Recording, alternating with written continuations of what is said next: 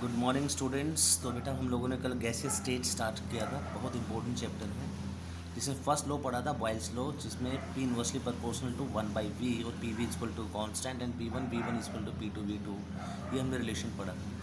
तो आज है हमारे बेटा चार्ल्स लॉ। चार्ल्स लॉ एक टेम्परेचर वॉल्यूम रिलेशनशिप को रिप्रेजेंट करता है। सबसे पहले जैक्स चार्ल्स ने 1787 में ये लॉ दिया, और ये लॉ क्या कहता है कि at constant N and P, अगर एन और पी को कांस्टेंट कर दिया जाए तो जो टेम्परेचर है वो वॉल्यूम के डायरेक्टली प्रोपोर्शनल होगा।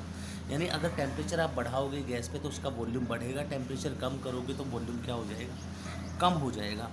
अब ये वॉल्यूम कितना इंक्रीज और डिक्रीज होता है, इसको दूसरे वर्ड्स में मैं ये कह सकता हूँ कि जो वॉल्यूम है गैस का वो 1/273.15 जो है इंक्रीज करेगा या डिक्रीज करेगा of the volume at 0 degree Celsius for each degree rise और फॉल इन टेम्परेचर। हर एक डिग्री राइज और फॉल इन टेम्परेचर पे इतना जो है वॉल्यूम गैस का वो इंक्रीज या डिक्रीज करेगा। मैथमेटिकली प्रूव कर सकते हैं वेरी इजीली कि 1 degree Celsius rise in temperature पे जो वॉल्यूम होता है इंक्रीज करता है गैस का, वो कितना होता है V0 इंटू कितना टाइम्स 1/273.15। तो T degree Celsius rise in temperature पे जो वॉल्यूम होगा वो कितना होगा, मल्टीप्लाई बाई T। तो वॉल्यूम एट 0 डिग्री सेल्सियस अगर V0 है तो volume at T degree Celsius कितना होगा, इनिशियल वॉल्यूम जितना 0 डिग्री सेल्सियस पे है plus increase in volume at T degree Celsius. We got the equation VT equal to V0 plus V0 into T by 273.15।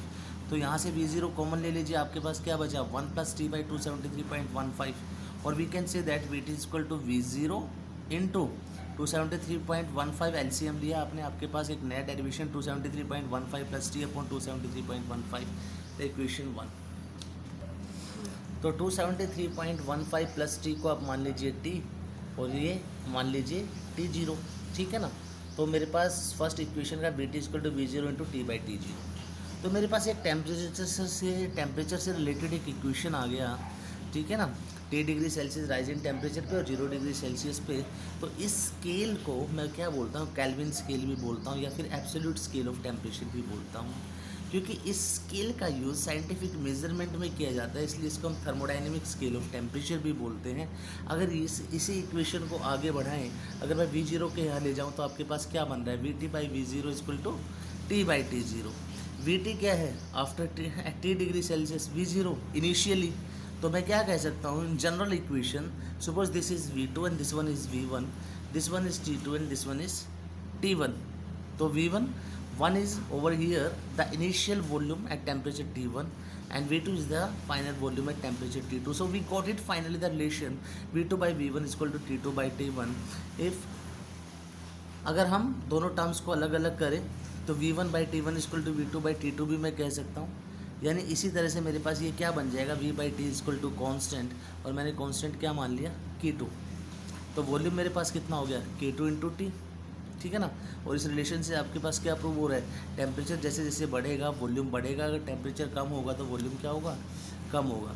वो इसे घबराने की जरूरत नहीं है बेटा, ये वही रिलेशन है। देखो V डायरेक्टली प्रोपोर्शनल है T, ठीक है ना। अगर मैं क्या करूँ, अगर प्रोपोर्शनलिटी ओपन करूँ V इक्वल टू K2T, ठीक है ना, या फिर अगर मैं इधर ले आऊँ V by T is equal to K2, यानी V by T is equal to constant, ठीक है ना। यानी मैं क्या कर सकता हूँ, V1 by T1 is equal to V2 by T2। In that way also you can do, okay.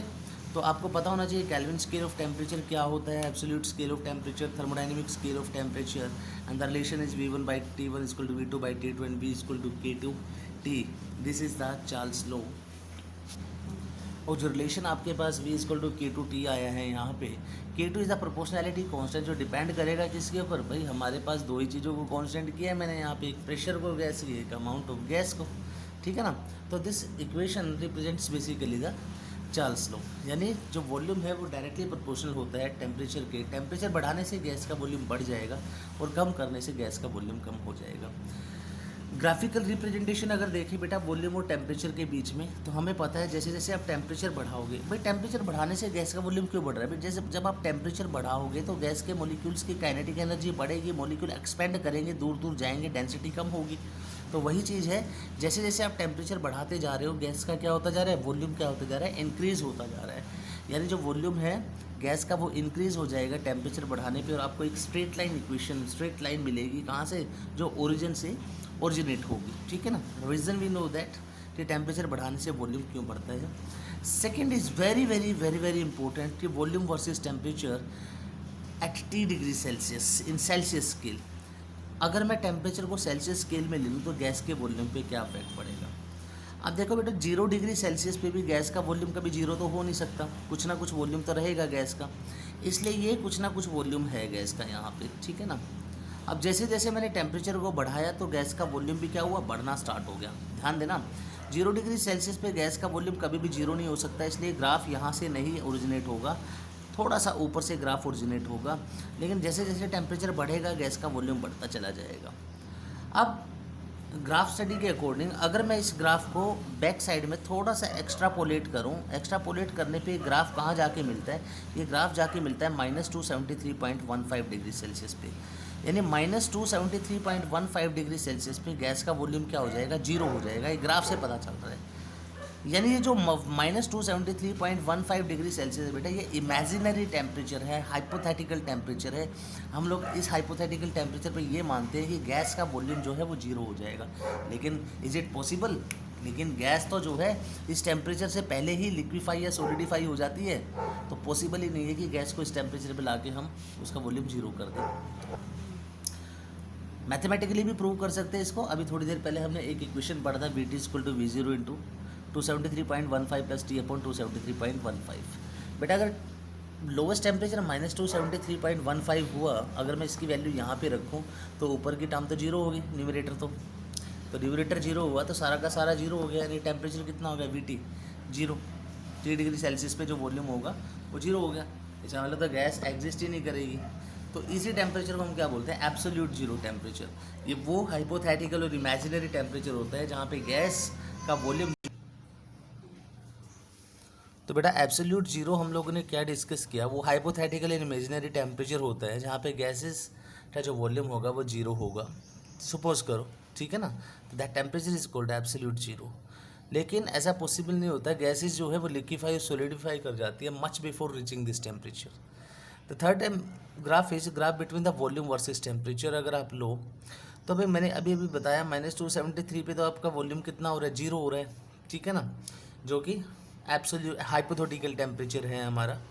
लेकिन अगर हम किसी भी टेम्परेचर पे, ठीक है ना, तो कुछ ना कुछ वॉल्यूम तो होगा ही गैस का, इसका मतलब तो ग्राफ को ऊपर से थोड़ा लेके चलना है बेटे, ठीक है ना।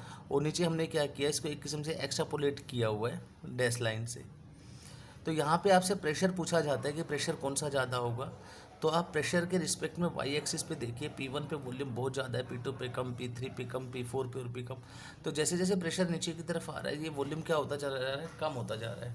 तो वॉल्यूम कब कम होगा, जब प्रेशर को हम वेरी करेंगे। अगर मैं प्रेशर को गैस के मोलिक्यूल्स पे बढ़ाऊंगा तो मोलिक्यूल पास पास में आएंगे, डेंसिटी इंक्रीज होना स्टार्ट होगी, यानी P1 सबसे कम होगा, is less than P2, P2 is less than P3, P3 is less than P4। ये आपको पता होना चाहिए। तो उसके बाद आइसोबार क्या होते हैं, the curve of volume temperature graph at different at fixed pressure are called isobar. थर्म में टेम्परेचर कांस्टेंट होता है और आइसोबार में क्या होता है कि यहाँ पे VT ग्राफ जो कि कांस्टेंट प्रेशर पे बनाए गए उनको क्या बोलते हैं, आइसोबार्स। और फिजिकल सिग्निफिकेंस चार्ल्स लॉ की आपको पता होना चाहिए, हॉट एयर बैलून टेक्नोलॉजी में यूज़ होता है। जैसे जैसे आप टेम्परेचर को इंक्रीज़ करोगे एयर क्या करेगी, एक्सपेंड करेगी। एयर एक्सपेंड करेगी तो जो डेंसिटी होगी एयर की वो डिक्रीज़ होती चली जाएगी, ठीक है ना। और डेंसिटी डिक्रीज होने की वजह से जो हॉट एयर होगी बैलून के अंदर वो लेस डेंसर होगी और लाइटर होगी देन द एटमॉस्फेरिक एयर। तो इसी वजह से जो बैलून होता है जिसके अंदर हॉट एयर फील्ड अप होती है उसको यूज़ किया जाता है मेटेरियोलॉजिकल ऑब्जर्वेशन के अंदर। कुछ न्यूमेरिकल पता होने चाहिए आपके पास, at what temperature will a given mass of a gas occupy a volume of 200 litre if it occupies a volume of 260 liter at a temperature of 30 degree Celsius, pressure remaining constant. आपके पास बेटा देखो initial volume दे दिया है 200 litre, temperature आपको calculate करना है, final आपको V2 कितना दिया है 260 लीटर और टेम्परेचर आपको 30 डिग्री सेल्सियस। केल्विन में कन्वर्ट कर लीजिए, Charles law V1/T1 = V2/T2। T1 आपसे पूछा गया है, निकाल लीजिए 233 केल्विन आ जाएगा। सिमिलरली बेटा सेकेंड क्वेश्चन में आपके पास इनिशियल और फाइनल कंडीशन दी गई है V1 और T1। टेम्परेचर को हमेशा केल्विन में कन्वर्ट करना है। V2 आपको कैलकुलेट करना है, यहाँ पे सिंपल सी इक्वेशन लगानी है और यहाँ से V2 निकाल लीजिए 496.0 मिलीलीटर। तो ये था हमारा चार्ल्स लॉ जो आपको अच्छे से आना चाहिए। ठीक है बेटा, okay, thank you very much. तो बॉयल्स लॉ और चार्ल्स लॉ आपका ख़त्म हो चुका है। अच्छे से करोगे, कोई भी प्रॉब्लम है तो डाउट सेक्शन में पूछोगे। ओके बेटा, very good, thank you very much.